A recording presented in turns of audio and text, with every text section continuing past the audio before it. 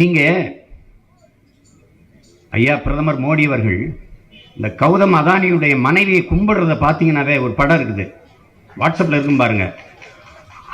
அப்பவே தெரியும், ஆஹா சரி யாருக்காக வேலை செய்யறாருன்னு உங்களுக்கு தெரியும்.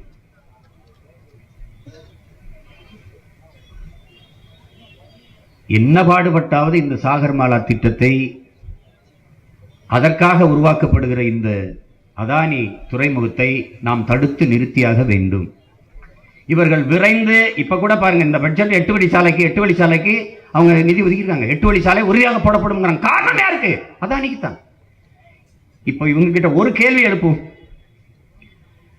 இப்போ ஏற்றுமதி இறக்குமதி செய்வோம் என்று சொல்றாங்க இந்த துறைமுகத்தில். நம்ம ஒரு கேள்வியை கேட்போம், எதை ஏற்றுமதி